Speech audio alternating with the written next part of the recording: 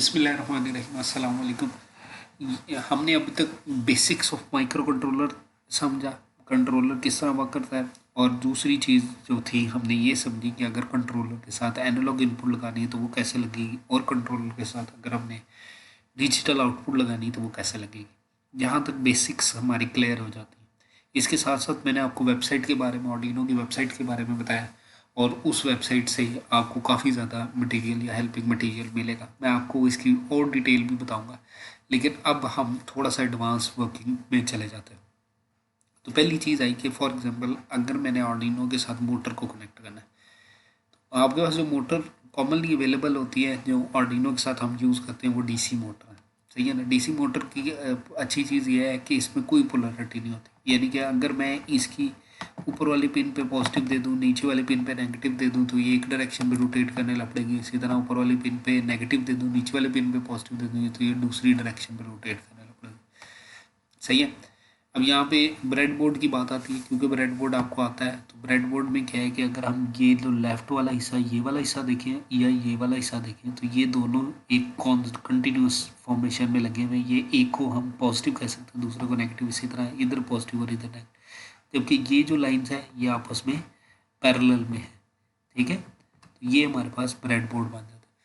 अब bread board को अगर मैं इस सर्किट के अकॉर्डिंगली देखूं, तो मैं कहता हूं कि अगर मैंने डीसी मोटर को कनेक्ट किया, एक साइड पे पॉजिटिव दे दिया, दूसरी साइड पे नेगेटिव दे दिया, और मैंने उस पिन को डिक्लेयर किया सिंपल पिन नंबर 9 है, और उसको आउटपुट पिन के तौर पे किया। एक पिन को हाई, उस पिन को हाई कर दिया और 1 सेकंड के लिए हाई किया, फिर उस पिन को लो कर दिया और 1 सेकंड के लिए लो किया। तो क्योंकि एक साइड पे पॉजिटिव मिल रहा है, दूसरी साइड में नेगेटिव मिल रहा है, तो जिस साइड पे पॉजिटिव मिल रहा है उस साइड के अकॉर्डिंगली इसकी डायरेक्शन बनती जाएगी और ये कंटिन्यूसली रोटेट करती जाएगी। एक और चीज़ आप देखो तो ये 50% ड्यूटी साइकिल पे, यानी कि 50% टाइम ये ऑन है और 50% टाइम ये ऑफ है। तो टोटल टाइम का 50% टाइम ऑन होती है। तो इसका मतलब क्या हुआ कि ये 50% स्पीड पे चलेगी, जो इसकी मैक्सिमम स्पीड है उससे 50% लो पे चलेगी। लेकिन ये क्या है कि ये एक डायरेक्शन पे अगर मैंने मोटर को चलाना है तो ये एक ऑप्शन हमारे पास अवेलेबल होती है। अब अगली चीज़ है, अगर मैंने मोटर को दोनों डायरेक्शंस पे चलाना है तो मैं क्या करूँगा, मैं डायरेक्टली पहले हमने एक पिन को ग्राउंड किया हुआ था, अब मैं दोनों पिन को मोटर के साथ लगा दूंगा। यानी कि एक पिन 5 लगा दी, दूसरी पिन 6 लगा दी, एक को 5 कह दिया, दूसरे को 6 कह दिया। दोनों पिन को मैंने आउटपुट कहा, क्योंकि मैंने ऑर्डिनो से सिग्नल बाहर की तरफ भेजना है तो आउटपुट पिन हो जाएगी। अगर एक पिन को हाई किया, दूसरी को लो किया, तो मोटर एक डायरेक्शन पे रोटेट करेगी। 1 सेकंड का डिले दिया, उसके बाद एक पिन को लो किया, दूसरी को हाई किया, तो मोटर दूसरी सेकंड की तरफ रोटेट करना शुरू करेगी। तो यहाँ से हमारे पास रोटेटिंग मैकेनिज्म हमारे पास बन जाएगा। और उस रोटेटिंग मैकेनिज्म की बेस में अगर हम देखें तो प्रैक्टिकली तौर पे ये पॉसिबल है कि अगर मैं इसी तरह मोटर को कनेक्ट करूँ तो ये चल जाएगी। लेकिन प्रॉब्लम क्या है, प्रॉब्लम ये है कि ये जो मोटर है नॉर्मली इसका करंट बहुत हाई होता है। और जब हमने पिछले लेक्चर में हमने देखा कि अगर मैं ऑर्डिनो को यूज़ करता हूँ और ऑर्डिनो के अंदर करंट को देखूँ, तो करंट नॉर्मली ऑर्डिनो के अंदर 20 मिली एम्पेयर तक आता है। अब 20 मिलियन एम्पेयर्स के अकॉर्डिंगली देखो तो कोई भी मोटर ऐसी नहीं मिलेगी जिसके अंदर मैक्सिमम करंट 20 मिलियन एम्पेयर्स है। अगर हम इन मोटर्स को देखें तो यहाँ पे क्या है कि हम डायरेक्टली इन मोटर्स को लगाएं ऑर्डिनो के साथ, तो ऑर्डिनो में जब ये ज़्यादा करंट खींचने की कोशिश करेंगे तो ऑर्डिनो को जला देंगे। हमें इनके दरमियान में थोड़ा सा कोई एक आईसी लगाना पड़ेगा कि जो आईसी एक्सटर्नल सप्लाई लेके, ट्रांजिस्टर की फॉर्मेशन में एक्सटर्नल सप्लाई लेके इस मोटर को भी चला दें और डायरेक्टली डैमेज भी ना करे ऑर्डिनो को। तो जो कॉमनली एक्सटर्नल सर्किट यूज़ होता है वो हमारे पास होता है L293 या L298 के नाम से। सही है। ये L293 और L298 में इसमें 2 एच ब्रिज लगे हुए हैं। ठीक है। ये एक बेसिकली एच ब्रिज की फॉर्मेशन बनती है। ठीक है। अब इसमें क्या है कि अगर हम एच ब्रिज को देखो, होपफुली आपने पढ़ा हो, लेकिन मैं बेसिक्स में आपको बताऊं तो एच ब्रिज बेसिकली क्या है कि ये एक एक एच की फॉर्मेशन में बनी हुई है। इसमें एक स्विच लगा हुआ है, ठीक है, फिर इसी तरह दूसरा स्विच लगा हुआ है, इसी तरह तीसरा स्विच लगा हुआ है, और इसी तरह चौथा स्विच लगा हुआ है। ये एच ब्रिज की फॉर्मेशन, एच की फॉर्मेशन बन जाती है। और यहाँ पे कहीं पे मोटर लगी हुई है। सही है। यहाँ पे हमने ग्राउंड दे दिया और यहाँ पे हमने सप्लाई दे दी। अब देखो, अगर मैं ये वाला स्विच ऑन कर दूँ और ये वाला स्विच ऑन कर दूँ तो क्या होगा कि यहाँ से जो पॉजिटिव सप्लाई जा रही थी वो मोटर की इस जगह पे पॉजिटिव आ जाएगी और इस जगह पे नेगेटिव आ जाएगी। जबकि इसके ऑपोजिट करूँ, मैं ये वाला स्विच ऑन करूँ और ये वाला स्विच ऑन करूँ और बाकी दोनों स्विचेस को ऑफ कर दूँ तो हमारे पास क्या होगा कि इस साइड पे पॉजिटिव आ जाएगी और इस साइड पे नेगेटिव आ जाएगी। यानी कि अगर आप यहाँ से देखो तो एक साइकिल बन रही है, यहाँ से ये बन रही है यानी कि पॉजिटिव, और एक साइकिल बन रही है यहाँ से ये। सही है ना। तो एक क्लॉकवाइज के लिए यूज हो रहा है और एक एंटी क्लॉकवाइज के लिए यूज हो रहा है। और इसकी सर्किट में देखो तो हर इनपुट के आगे 1 1 के साथ मैकेनिज्म लगता है। जबकि हम यहाँ पे अगर हम देखें तो हम क्या करते हैं कि हम ये जो L293 या L298 है इसमें दो एच ब्रिज लगे हुए हैं, एक 1 2 के साथ लगा हुआ है और एक 3 4 के साथ लगा हुआ है। 1 2 के साथ लगा हुआ है तो एक उसमें इनपुट वन, तो इनपुट वन क्या होगा, एक ट्रांजिस्टर और दूसरे ट्रांजिस्टर इनको ऑन का सिग्नल देगा। इनपुट टू क्या होगा, इस ट्रांजिस्टर और इस ट्रांजिस्टर को ऑन का सिग्नल देगा। यानी कि 1 और 3 को ऑन का सिग्नल देना है तो वो इनपुट वन देगा, और 1 और 3 सॉरी 2 और 4 को सिग्नल देना है तो वो ये इनपुट 2 देगा। इसी तरह अगर मैंने मोटर लगानी है तो मोटर क्या होगी, आउटपुट 1 और आउटपुट 2 के दरमियान में मोटर लग जाएगी। सही है ना। तो अब ये हमने अगर इसको इनेबल कर दिया, यानी कि इसको इनेबल का सिग्नल दे दिया और इनपुट 1 पे हाई कर दिया, इनपुट 2 पे लो कर दिया, तो मोटर एक डायरेक्शन पे रोटेट करना शुरू हो जाएगी। इसी तरह इनपुट 1 पे लो कर दिया और इनपुट 2 पे हाई कर दिया तो मोटर दूसरी डायरेक्शन। एक एच ब्रिज से दो मोटर्स लाते हैं। सिमिलर मैकेनिज्म ये है कि ये उसका इनेबल सिग्नल है, ये एक इनपुट आ गया और ये दूसरा इनपुट आ गया, और एक इनपुट को हाई किया दूसरे को लो किया, तो इन दोनों के दरमियान में यहाँ पे मोटर लग जाएगी। सही है। और ये मोटर इसके साथ कनेक्ट हो जाएगी। ये हाई हुआ ये लो हुआ तो मोटर क्लॉकवाइज डायरेक्शन में मूव करने लग पड़ेगी, जबकि ये लो हुआ दूसरा हाई हुआ तो मोटर एंटी क्लॉकवाइज डायरेक्शन में रोटेट करना शुरू हो जाएगी। ठीक है। तो ये एच ब्रिज के साथ मोटर को हम चलाते हैं। दूसरी टाइप आती है, इसको हम सर्वो मोटर कहते हैं। सर्वो मोटर नॉर्मली इंडस्ट्री में यूज होती है। अगर मुझे कहीं पे प्रिसीजन चाहिए, हमें एक एग्जैक्ट एंगल चाहिए कि जिस एंगल पे मैंने रोटेट करना है, तो सर्वो मोटर फिजिकली तौर पे एक मोटर ही होती है और इसके दरमियान में ये इसका से डिफरेंट गियर का मैकेनिज्म लगा होता है और उसके अकॉर्डिंगली मैं एंगल्स को डिफाइन कर सकता हूँ। सही है ना। तो सर्वो मोटर में अगर फॉर एग्जांपल ये मैंने रोबोटिक आर्म कर रहा है, तो रोबोटिक आर्म में फॉर एग्जांपल मैंने इसको रोटेट करना है एंटी क्लॉकवाइज या क्लॉकवाइज, मैंने किसी एंगल पे रोटेट करना है, यानी कि ये इसको किसी एंगल पे रोटेट करना है, तो यहाँ पे ये जो एंगल बन रहा है इस एंगल को कैलकुलेट करते हुए इसको मूव करना है, तो हम यहाँ पे सर्वो मोटर यूज़ करते हैं। सही है। तो सर्वो मोटर ऑर्डिनो में अगर मैं सर्वो मोटर की पिन कॉन्फ़िगरेशन देखूँ तो ये हमारे पास क्या है, एक ग्राउंड है, एक 5 वोल्ट है और एक सिग्नल है। ग्राउंड को ग्राउंड से लगा दूंगा, 5 वोल्ट को 5 वोल्ट से लगा दूंगा और सिग्नल को किसी भी पिन के साथ लगा दूंगा और उस पिन सिग्नल पे उस पिन पे हम आउटपुट दे देंगे। अगर मैं कोड की देखूँ तो सिंपल ऑर्डिनो के अंदर एक लाइब्रेरी बनी हुई है servo.h के नाम से, उसको उसको नाम मैंने दे दिया भाई ये सर्वो, माई सर्वो कह दिया। सही है ना। और माई सर्वो अटैच किया किसी किसी पिन के साथ, तो मैंने कह दिया ये पिन नंबर 9 के साथ अटैच है, तो यहाँ पे 9 लिख दिया। जब 9 लिखा तो इसका मतलब मेरी सर्वो 9 के साथ अटैच होगी। अगर मैंने यहाँ पे पॉज किया, यानी कि पॉजिटिव हाफ साइकिल में दिया, पॉजिटिव मैकेनिज्म दिया, तो पॉजिटिव में जो भी एंगल होगा, अभी इनिशियली ज़ीरो है तो ये ज़ीरो पे चली जाएगी। अगर मैं कहूँ कि ये 20 डिग्री पे चली जाए तो यहाँ पे पॉज पे मैं यहाँ पे 20 लिख दूंगा तो ये इसकी पोजीशन 20 पे चली जाएगी। इसी तरह मैं इस तरह 90 तक लिख दूँ तो यह 90 तक चली जाएगी। तो ये सर्वो मोटर उसके अकॉर्डिंगली मूव करती रहेगी। सही है ना। प्रैक्टिकली ये जो सर्वो मोटर है ये 0 से लेके 180 डिग्री के अंदर ही मूव करती है, कॉमनली ये जो यूज़ होती है। सही है ना। अगर फॉर एग्जांपल मैं ये सर्वो मोटर को कर देता हूँ कि मैंने यही सर्वो माई सर्वो किया, उसे पिन नंबर 9 के साथ अटैच कर दिया और मैंने एक लूप लगा दिया 0 से 180 का और +1 के साथ, तो ये 0 डिग्री होगा, फिर 1 डिग्री, फिर 2 डिग्री, अप टिल 180 तक जाती रहेगी। सही है ना। तो यहाँ पे ये लूप ख़त्म होगा 15 मिली सेकेंड के डिले के साथ, तो मेरी 0 से 180 डिग्री तक जाएगी। उसके बाद दोबारा लूप लगाया 180 से 1 तक का, माइनस के साथ डिक्रीमेंट कर दिया, ये भी फिर जो है 15 मिली सेकेंड में ये वापसी जाएगी। तो ये सर्वो क्लॉकवाइज और एंटी क्लॉकवाइज और एंटी क्लॉकवाइज रोटेट करेगी, जिस तरह हमारे पास कार्स में वाइपर्स वगैरह रोटेट करते हैं। तो ये हमारे पास सर्वो मोटर का मैकेनिज्म आ जाता है। जो तीसरी टाइप हमारे पास मोटर्स में आती है उसे कहते हैं स्टेपर मोटर। अगर ऑर्डिनो में मैंने स्टेपर मोटर का मैकेनिज्म देखना हो तो स्टेपर मोटर में एडवांटेज ये मिलता है कि हर मैंने 360 एंगल को स्टेप्स में डिवाइड कर दिया और मैं अपनी मोटर को डिफाइन कर सकता हूँ कितने स्टेप वो मूव करें। उसमें ये होता है कि हम एग्जैक्टली मूव कर सकते हैं। तो हमारी इंडस्ट्री में जिधर प्रिसीजन हमें चाहिए, स्पीड एक्यूरेसी बहुत ज़्यादा चाहिए, तो हम सिंपल डीसी मोटर नहीं यूज़ करते हैं। या तो हम स्टेपर मोटर यूज़ करते हैं और या फिर हम सर्वो मोटर यूज़ करते हैं, depending on application to application हम इसको वेरी करते रहते हैं। सही है ना। और ये कॉस्टली मोटर्स होती है। छोटी मोटर्स डिफरेंट प्रोजेक्ट्स के लिए वो सस्ती मिल जाती है, लेकिन हार्डवेयर जिधर लोड ज़्यादा उठाना हो तो ये काफ़ी एक्सपेंसिव मोटर्स मिल जाती है। सही है। अब नेक्स्ट आ गया, अगर मैंने डिस्प्ले करना है, यहाँ पे हमारे पास तीन चीज़ें थी। एक था ट्रांसड्यूस, दूसरा था सिग्नल मॉडिफायर और उसके बाद क्या था हमारे पास डिस्प्ले। तो ट्रांसड्यूसर हमारे पास क्या था, हमारे पास सेंसर आ गए। सिग्नल मॉडिफायर क्या था, जो हमने सिग्नल्स को मॉडिफाई करना है, तो सिग्नल मॉडिफायर हमारे पास क्या हो जाएगा, कंट्रोलर।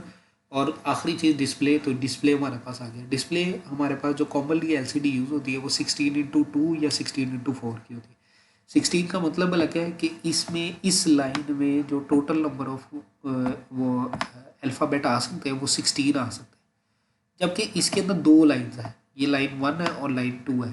तो इस एलसीडी को हम कहते हैं 16:2 की एलसीडी। अब अगर एलसीडी की कॉन्फ़िगरेशन देखो तो कुछ पिन इसमें कंट्रोल पिन होती हैं, कुछ पिन इसके अंदर कंट्रोल पिन होती है और कुछ पिन इसके अंदर डाटा पिन होती है जो डाटा के अकॉर्डिंगली चलती है।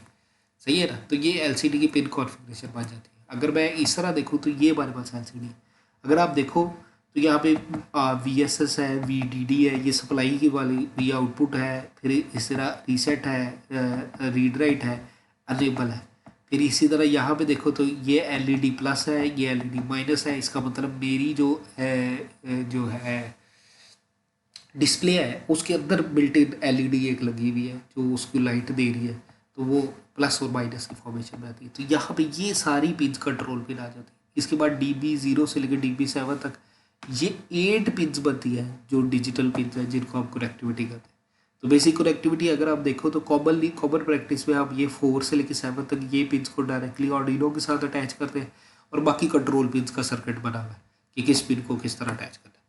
तो अगर मैं कोडिंग के अकॉर्डिंगली देखूँ तो कोडिंग के अकॉर्डिंगली हमारे पास ये भाई लिक्विड क्रिस्टल की ये एक वो लाइब्रेरी है ऑर्डिनो के अंदर बाय डिफ़ॉल्ट बिल्ट इन है और उसके अंदर पिन कॉन्फ़िगरेशन आपने कर दी 12 11 5 4 3 2।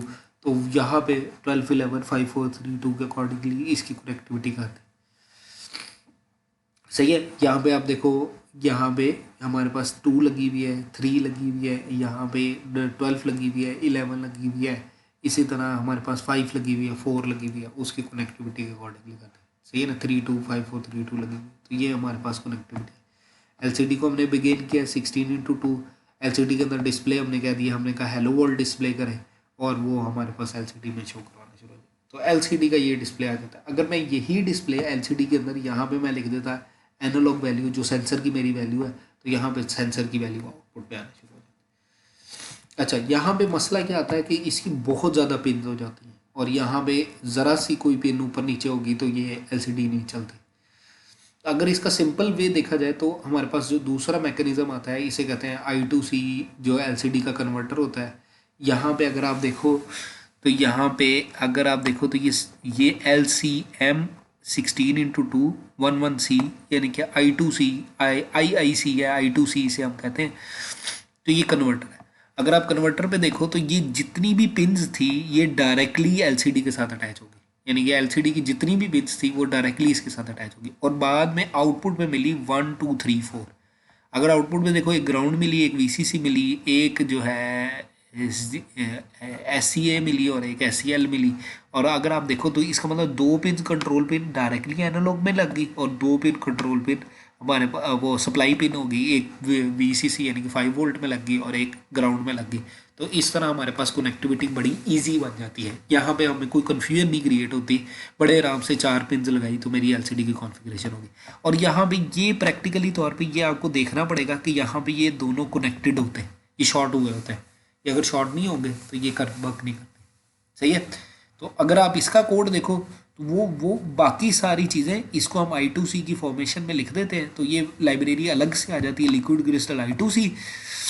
उसके बाद फिर बाकी जो भी हमने इसका कोड लिखना है, यानी कि आउटपुट पे लिखना है, वो LCD सेट कर्सर आ गया, LCD प्रिंट आ गया, LCD set cursor, LCD print, तो जिधर जिधर जो जो चीज़ वैल्यू लिखनी है वो हम LCD में लिख सकते हैं। तो यहाँ पे हमारे पास LCD का मैकेनिज्म हमारे पास क्लियर हो जाए। अब यहाँ पे यहाँ तक क्लियर हो जाए तो हमारे पास हमारा मीटर की बेसिक कॉन्फ़िगरेशन क्लियर हो जाती है, ट्रांसड्यूसर आपको समझ लग जाती है, सिग्नल मॉडिफायर समझ लग जाती है, डिस्प्ले समझ लग जाती है। यहाँ तक तो क्लियर होगी बात। अब यहाँ से आगे वाली बात आ गई कि लेट्स सपोज मैंने कोई प्रोजेक्ट बनाना है। अब प्रोजेक्ट कॉमनली तो हमारे लिए अभी इस जो है लैब के लिए हम देखें तो इस लैब के लिए या इस थ्योरी के कोर्स के लिए हम देखें तो हमारी बेसिक रिक्वायरमेंट क्या है जिसकी वजह से हम ये आर्डिनो पढ़ा रहे हैं। हम चाहते हैं कि आप लोग एक डिजिटल मीटर खुद बना लो, सही है ना। सिर्फ इतने मकसद को बेस बनाने के लिए हम ये आपको करवा रहे हैं, सही है ना। लेकिन हमारा जो आर्डिनो है या माइक्रो कंट्रोलर है इसके बहुत ज़्यादा एडवांटेजेस मिलते हैं। इसमें जो कॉमन एडवांटेज है जो इजीली बन भी जाता है, और दूसरी चीज़ ये कि अगर आपने फाइनल ये प्रोजेक्ट में भी देखना हो तो जो बहुत ज़्यादा एडवांटेज मिलता है वो क्या मिलता है कि हम रोबोट्स बना लें।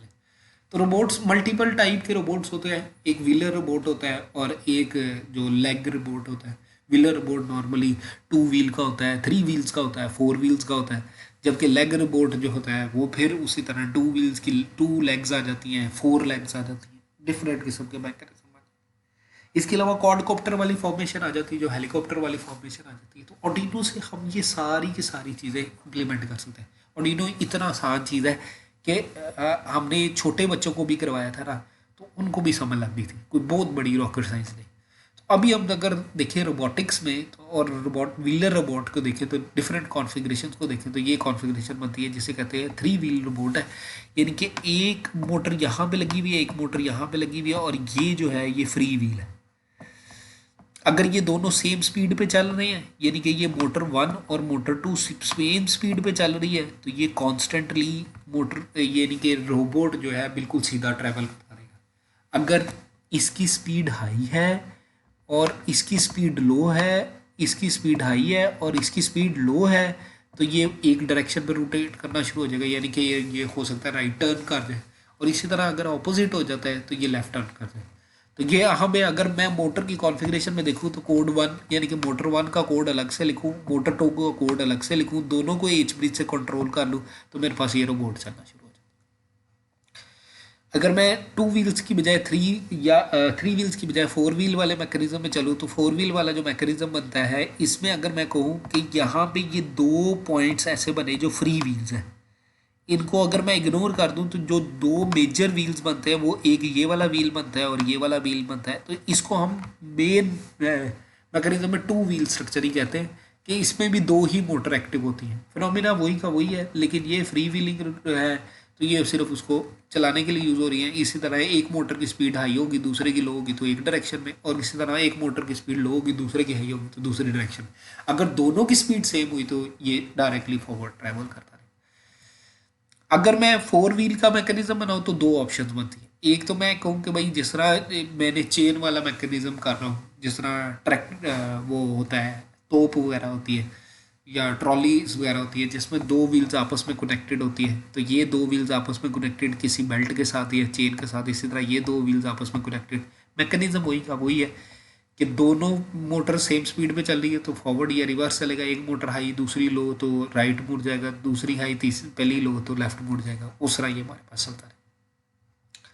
अगर 4 व्हील में 4 मोटर के साथ चलाओ तो अब मेरे पास ये दोनों 4 मोटर्स अवेलेबल होती हैं। तो हम क्या करते हैं कि ज़्यादातर कॉन्फ़िगरेशन में हम ये करते हैं कि 2 मोटर्स जो होती हैं, फ्रंट वाली मोटर जो होती है वो फॉरवर्ड रिवर्स के लिए यूज़ होती है, और जो लेफ्ट बैक वाली मोटर्स होती है वो राइट और लेफ्ट टर्न्स के लिए यूज़ होती है। सम टाइम हम इस तरह की कॉन्फ़िगरेशन भी करते हैं कि चारों मोटर्स चारों फीचर्स आपको परफॉर्म कर रही है, यानी कि राइट लेफ्ट वाली फॉर्मेशन भी दे रही है और फॉरवर्ड रिवर्स वाली फॉर्मेशन भी दे रही है, सही है ना। तो ये हमारे पास 4 व्हील वाला मैकेनिज्म आ जाता है। इस तरह ये टैंक वाला स्ट्रक्चर है, वो टैंक वाले स्ट्रक्चर में बेल्ट की फॉर्मेशन में लगा हुआ है, ये पहले भी मैंने आपको बता दिया। इसी तरह यहाँ पे ये ये डिफरेंट किस्म के आ जाते हैं, ये डिफरेंट किस्म के व्हील आ जाते हैं जिसमें हमारे पास डबल डायरेक्शंस मिल जाती है, एक्स और वाई दोनों डायरेक्शन में हम इसी व्हील को रोटेट कर सकते हैं।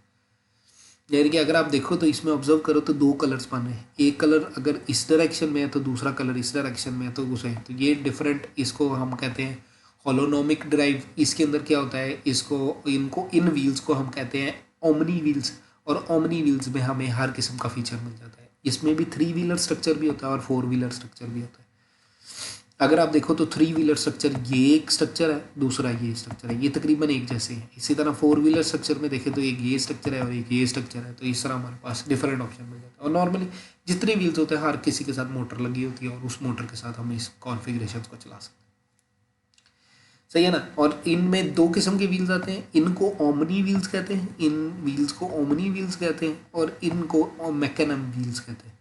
सही है ना। अगर मैकेनम व्हील्स को देखो तो ये मैकेनम व्हील्स बनते हैं, ये यानी कि अगर कॉन्फ़िगरेशंस के अकॉर्डिंगली देखो तो ये मैकेनम व्हील बनते हैं, और ये इनके अकॉर्डिंगली हम मोटर्स को रोटेट कर सकते हैं और चला सकते हैं। सही है। तो ये डिफरेंट किस्म के स्ट्रक्चर्स आपके पास अवेलेबल हैं, इनकी बेस पे हम कंट्रोल भी कर सकते हैं और अपना सिस्टम भी चला सकते हैं। ठीक है। अब हमारे पास आया कि भाई मैंने अपने कंट्रोलर को कम्युनिकेट करवाना है, हमने दिखाना है कि भाई मेरा कंट्रोलर यानी कि अपनी वैल्यूज़ को हमें बैक एंड पे भी दे। फॉर एग्जांपल मैं चाहता हूँ कि भाई मेरा एक रोबोट है और वो उसकी पोजीशंस भी बताए, या मैं रोबोट को छोड़ दूँ, मैं एक जीपीएस ट्रैकिंग सिस्टम बनाना चाहता हूँ। जीपीएस ट्रैकिंग सिस्टम किसी एक कार वगैरह में किसी में लगाएंगे तो वो अपनी इंफॉर्मेशन भी देता रहेगा। तो वो जो ट्रैकिंग सिस्टम के लिए फिर हमें क्या चाहिए होती है, हमें कोई कम्युनिकेशन पोर्ट चाहिए होती है। ये डिफरेंट किस्म की है। इनके ऑर्डिनो के अंदर एडवांटेज क्या मिलता है, हमें वाईफाई मॉड्यूल भी मिल जाता है, हम वाईफाई के थ्रू भी यूज़ कर सकते हैं, जीएसएम भी मिल जाते हैं, यानी कि सिम कार्ड के थ्रू भी ऑर्डिनो को यूज़ कर सकते हैं, इंटरनेट जीपीआरएस के थ्रू भी और ईथरनेट के थ्रू भी हम ऑर्डिनो को कंट्रोल कर सकते हैं। इसके अलावा भी आ जाता है ब्लूटूथ मिल जाता है, ये ब्लूटूथ लिखा हुआ है, ब्लूटूथ भी मिल जाता है। इसी तरह एक और प्रोटोकॉल है, उसे हम जिगबी कहते हैं, जिगबी के थ्रू भी हम कम्युनिकेट कर लेते हैं। इसी तरह नियर फील्ड कम्युनिकेशन एनएफसी भी मिल जाता है। इसी तरह बेतहाशा किस्म के कम्युनिकेशन के डिवाइसेस मिल जाती हैं जिनकी बेस पे हम कम्युनिकेट कर सकते हैं, और ये बड़ा यूनिक किस्म का मैकेनिज्म बन जाता है कि हमें रिमोट एंड पे हमें इंफॉर्मेशन भी मिल जाती है वायरलेसली, और हम उस डेटा को कम्युनिकेट करके हम अपनी डेटाज को, हमें इंफॉर्मेशन को शेयर भी कर सकते हैं। एक जनरल एग्जांपल, फॉर एग्जांपल मैं कहूँ कि मैंने एक हेल्थ मॉनिटरिंग डिवाइस बनानी, जिस तरह अगर आप जाते हैं हॉस्पिटल वगैरह में जाते हैं तो हॉस्पिटल के अंदर आपने रखा जब पेशेंट आईसीयूज वगैरह में जाता है तो बाकायदा एक एलसीडी लगी होती है, उसके साथ ह्यूमन बॉडी के साथ डिफरेंट किस्म के सेंसर्स लगा देते हैं, और वो सेंसर्स जो है उस डिवाइस में आने शुरू हो जाते हैं। उसमें ही ईसीजी आ रहा है, उसी में ही ब्लड प्रेशर आ रहा है, उसी में ही हार्ट रेट आ रहा है। अब मैं डिवाइस बनाना चाहता हूँ और मैं कहता हूँ कि ये ऑर्डिनो से बन जाए, तो मुझे क्या लगाना पड़ेगा, डिफरेंट किस्म के सेंसर्स लगाने पड़ेंगे, और बाकायदा सेंसर्स अवेलेबल भी होते हैं। वो सेंसर्स हम उस डिवाइस के साथ लगा लेंगे। इसी तरह डिस्प्ले लगाना पड़ेगा जो उसकी आउटपुट्स को डिस्प्ले करेगा। और उसको अगर मैं कहूँ कि मैं इसको बहुत अच्छा बनाना चाहूँ, मैं कहूँ कि भाई वायरलेसली कोई ऐप मैं बना दूँ और उस ऐप को मैं वायरलेसली सेंड कर दूँ किस पे, किसी डॉक्टर के मोबाइल फ़ोन पे। अब क्या होगा, डॉक्टर अपने मोबाइल फ़ोन पे उस बंदे का लॉगिन करेगा, उस बंदे का लॉगिन करने के बाद उसको उस बंदे की सारी हिस्ट्री डिटेल वगैरह सारी की सारी आ जाएगी। तो ये सिंपल ऑर्डिनो से हमारे पास बन जाता है। इसी तरह कार ट्रैकिंग सिस्टम मैंने बनाना है, होम ऑटोमेशन सिस्टम बनाना है, मैंने कोई व्हीलर रोबोट बनाना है, मैंने ह्यूमन लाइक रोबोट बनाना है, मैंने हवा में उड़ने वाला रोबोट बनाना है। व्हीलर रोबोट को हम कहते हैं अनमैन्ड ग्राउंड व्हीकल कहते हैं, एयरप्लेन वाले को हम कहते हैं अनमैन्ड एयर व्हीकल कहते हैं, ह्यूमन लाइक को ह्यूमनाइड रोबोट कहते हैं। इसी तरह जिस जो मर्जी मैकेनिज्म हम जो सोच सकते हैं, हम कहते हैं कि यार मैंने इस चीज़ को ऑटोमेट करना है, मैंने किसी मशीन को ऑटोमेट करना है कि ऑटोमेटिकली चले और उसके आउटपुट ऑटोमेटिकली हमें मिलता ही रहे, तो वो भी सारी की सारी चीज़ें हम इसके थ्रू कर सकते हैं। और इतनी अच्छी चीज़ है। फॉर एग्जांपल लेट्स सपोज घर की एक मोटर है और मैं कहूँ कि भाई जब टैंक का लेवल कम हो जाए तो मोटर चल जाए, और जैसे ही टैंक पूरा हो जाए तो मोटर बंद हो जाए, ऑटोमेटिकली ये मैकेनिज्म हो जाए। एक सर्टन लेवल जब आए तो मोटर चल जाए, और जब लेवल कंप्लीट हो जाए तो मोटर बंद हो जाए। तो ये क्या बन जाएगा, ये हमारे पास मैकेनिज्म ऑटोमेटिकली हम मैकेनिज्म परफॉर्म कर लेंगे। सही है। अब यहाँ पे दो किस्म के और कंट्रोलर आते हैं जो स्पेसिफिकली इंडस्ट्री में यूज़ होते हैं। एक को हम कहते हैं पीएलसी बहुत आउटस्टैंडिंग कंट्रोलर है, प्रोग्रामेबल लॉजिक कंट्रोल। ये नॉर्मली इंडस्ट्री और ऑटोमेशन के लिए यूज़ होता है। इसका सब्स्टिट्यूट क्यों नहीं होता, ये कोई नहीं होता, क्योंकि ये रिजिड होता है और ये बड़ा आउटस्टैंडिंगली वर्क करता है, सही है ना। लेकिन अगर मैं पीएलसी वाली परफॉर्मेंस लेना चाहूँ तो दूसरा मैकेनिज्म क्या है, हम ऑर्डिनो से भी पीएलसी वाली परफॉर्मेंस ले सकते हैं। ऑर्डिनो एक सस्ता सा कंट्रोलर है। अगर मैं पीएलसी की बात करूँ तो एक सस्ता पीएलसी भी जो है ना वो 12-13 हज़ार रुपये का है। जबकि ऑर्डिनो की बात करूँ तो वो ऑर्डिनो सिर्फ 600-700 रुपये का है। अगर मैं इसके साथ बहुत आउटस्टैंडिंग में असेंबली बना लूँ तो फिर भी कोई 2000-3000 लग जाएंगे। तो ये बड़ा अच्छा सोल्यूशन हमारे पास मिल जाता है। पीएलसी में भी बेतहाशा एडवांटेजेस मिलते हैं। ये तो नहीं मैं कह सकता कि पीएलसी कोई माड़ी चीज़ है, पीएलसी आउटस्टैंडिंग चीज़ है। और इंडस्ट्री, एरोप्लेन्स, प्लेन्स वगैरह में सब में पीएलसीज यूज़ हो रही है। ये हाई स्पीड भी होती हैं और रिजिड भी होती हैं। किसी भी इन्वायरमेंटल फैक्टर्स के बेस पे भी ये चलती रहती हैं, इनके अंदर कोई इशू नहीं होता, सही है ना। दूसरा हमारे पास जो कॉमन कंट्रोलर यूज़ होता है इसे रेस्पबेरी पाई कहते हैं। ये कंट्रोलर सस्ता कंट्रोलर तो है, कंपैरेटिवली पीएलसी से सस्ता है। ये कुछ 6-7 हज़ार रुपये के करीब का मिलता है। ये मिनी कंप्यूटर है, यानी कि इसके अंदर जीबीज़ में रैम हो जाती है, जीबीज़ में मेमोरी आ जाती है, रोम आ जाती है या फ्लैश आ जाती है, गीगाहर्ट्ज़ में प्रोसेसर मिल जाता है। तो ये रेस्पबेरी पाई के अकॉर्डिंगली भी अगर मैं कोई बहुत आउटस्टैंडिंग वीडियो प्रोसेसिंग करना चाहूँ तो फिर हम ऑर्डिनो से नहीं कर सकते, तो फिर हमें रेस्पबेरी पाई चाहिए। तो ये डिफरेंट किस्म के कंट्रोलर मिल जाते हैं। अब ये रेस्पबेरी पाई अगर आप देखो तो ये रेस्पबेरी पाई की एक चिप बनी। अब यहाँ पे आया आपके प्रोजेक्ट्स। अगर मैं प्रोजेक्ट्स की बात करूँ तो प्रोजेक्ट्स हमारे पास क्या हो सकता है, ये एक जनरल ऑप्शन है। दैट डजंट मीन कि सिर्फ यही आपने करना है। कोई भी प्रोजेक्ट आप कर सकते हो जो मीटर की फॉर्मेशन में हो। जनरल में देखिए हम करंट मीटर बना सकते हैं, वोल्टेज मीटर बना सकते हैं, पावर मीटर बना सकते हैं, टेकोमीटर बना सकते हैं यानी कि speed measurement meter, level, light, सही है, light meter, flow meter, smoke detector, carbon dioxide detector, carbon monoxide detector, methane detector, smoke detector, pressure meter और टेम्परेचर मीटर। ये कॉमन मीटर्स हैं जिनको आप बना सकते हो। आप इसके अलावा भी अगर आपको समझ लगती है, आप बनाना चाहते हो तो आप बना सकते हो।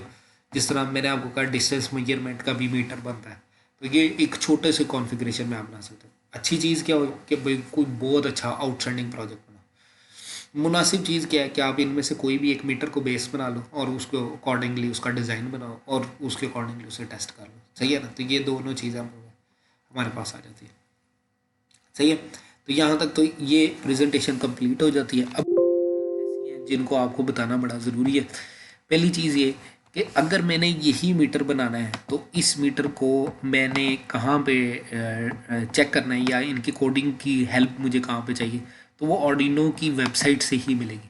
फॉर एग्ज़ाम्पल मैंने स्मोक डिटेक्टर बनाना है, स्मोक मीटर बनाना है, सही है ना, स्मोक डिटेक्टर बनाना है। लेकिन साथ मैं करूँगा विद ऑर्डिनो लिख दिया या ऑर्डिनो .cc लिख दिया, यानी कि मैं इसकी वेबसाइट से ही हेल्प लेना चाहता हूँ। तो ये मैंने इसे क्लिक किया तो यहाँ पे उसने ऑर्डिनो.cc की जो ऑर्डिनो की वेबसाइट है उसके अंदर स्मोक डिटेक्टर का वो सेंसर लिखा हुआ है, सही है ना। और उस स्मोक डिटेक्टर के अकॉर्डिंगली अगर मैं देखूँ तो यहाँ पे अगर आप देखो ये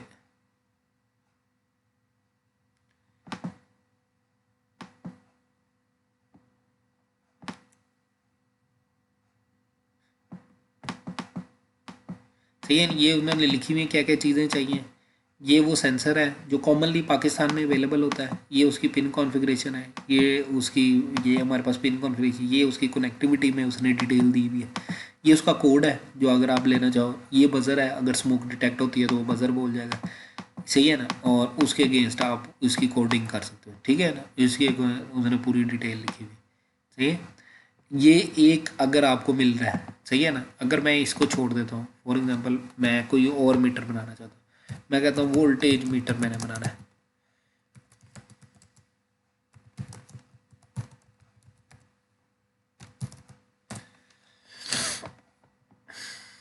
ये ऑर्डिनो.cc में मैं चला गया, ये इसमें वोल्ट मीटर आ गया, ये हमारे पास वोल्ट मीटर आ गया।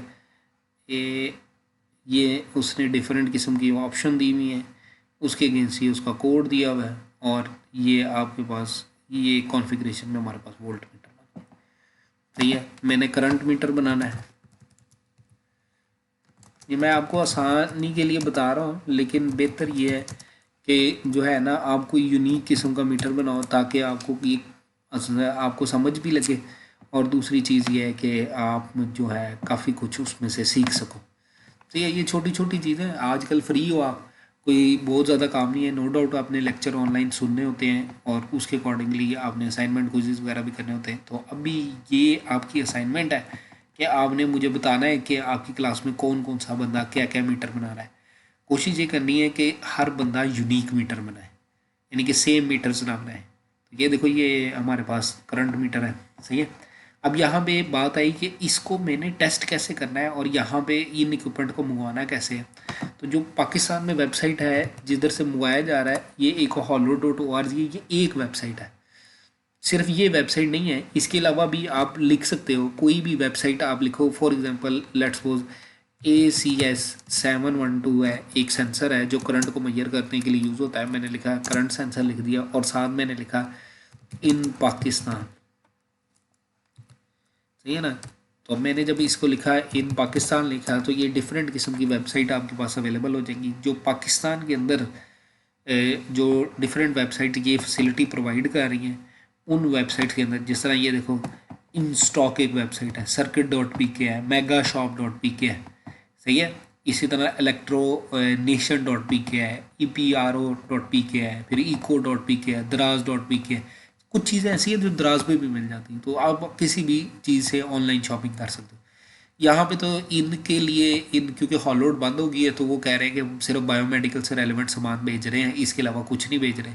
तो वो तो चलो ठीक है, लेकिन आपने इनको बनाना है। फॉर एग्जांपल अब मैं इस वेबसाइट पे देखूँ, मैं लिखूँ ऑर्डिनो लिखूँ, मैं सर्च करूँ, तो यहाँ पे मुझे ऑर्डिनो मिल जाता है, ठीक है। ये देखो ऑर्डिनो मुझे मिल गया। और अगर आप देखो नोटिस करो तो यहाँ पे साथ ही ऑर्डिनो का वो सोनार सेंसर है। इसी तरह L298 या L293 पड़ा हुआ है। इस तरह ऑर्डिनो के जो ब्लूटूथ पड़ा हुआ है, इस तरह लिथियम आयन बैटरी चार्जर पड़ा हुआ है। इस तरह ये ऑर्डिनो की किट है जिसके अंदर हर किस्म के सेंसर हैं। यहाँ पे देखो ये 3600 रुपये की है, इसके अंदर तकरीबन 15-20 सेंसर है। अगर मैं इसी किट को खोल लेता हूँ, तो इस किट में अगर मैं देखूँ तो ये for the sake of practice बड़ी आउटस्टैंडिंग किट है। यहाँ पे देखो इसके अंदर LCD भी है, ब्रेडबोर्ड, जंपर, सर्वो मोटर, फिर IR receiver, gas sensor, max 721, ये कम्युनिकेशन के लिए यूज़ होती है। डिजिटल 7 सेगमेंट आ गया 1 फिर उसके बाद अगर आप देखो ये रेजिस्टेंसेज हैं, LEDs हैं, ठीक है, बटन्स हैं, फिर LDR है, फिर सेंसर शील्ड है, फिर बॉक्स है। ये सारी इसके अंदर उसने दी हुई है, सही है ना। तो ये कुछ चीज़ें हैं जो हम कहते हैं। इसी तरह ये ऑर्डिनो का एक और किट आती है, इसको IoT किट कहते हैं, और ये इंटरनेट ऑफ थिंग्स के अकॉर्डिंगली आ जाती है। इसके अंदर इसके अपने वो हैं मॉड्यूल्स, अगर आप देखो तो इसके अंदर इसके अपने मॉड्यूल्स हैं IoT के अकॉर्डिंगली। सही है, ये डिफरेंट किस्म की किट्स हैं। अगर आप किट्स लेना चाहो ठीक किट ले लो, किट ना लेना चाहो इंडिविजुअल सेंसर्स ले लो। फॉर एग्जांपल यहाँ पे मैं लिखता हूँ स्मोक सेंसर, चलो गैस सेंसर लिखते हैं, गैस सेंसर।